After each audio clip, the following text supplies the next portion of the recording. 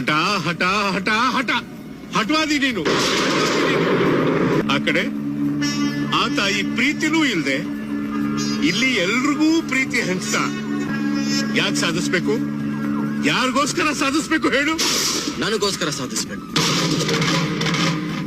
ಈ ಊರಿಗೋಸ್ಕರ ಸಾಧಿಸ್ಬೇಕು, ನನ್ನ ಜನಕ್ಕೋಸ್ಕರ ಸಾಧಿಸ್ಬೇಕು. ಸಾಯ್ತೀನಂತ ಗೋರಿ ಕಟ್ಕೊಂಡು ಕಾಯೋಕ್ಕಾಗೋದಿಲ್ಲ, ಗುರಿ ತಲುಪದೆ ಈ ಜೀವ ಸಾಯೋದಿಲ್ಲ.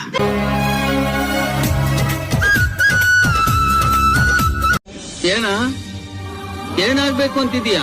ನಾನು ಎಲ್ರ ಮನ್ಸನ್ನು ಗೆಲ್ಲುವಂತ ಒಬ್ಬ ದೊಡ್ಡ ವ್ಯಕ್ತಿ ಆಗ್ಬೇಕು ಅಂತಿದ್ದೀನಿ ಮೇಷ್ಟ್ರೆ. ಅಯ್ಯೋ, ಮುಖ ನೋಡು ಮುಖ ಅಲ್ವೋ, ಯಾವಾಗ್ಲೂ ಎಟಕ್ದೇ ಇರೋದಕ್ಕೆ ಕೈ ಹಾಕ್ತಿಯಲ್ಲ.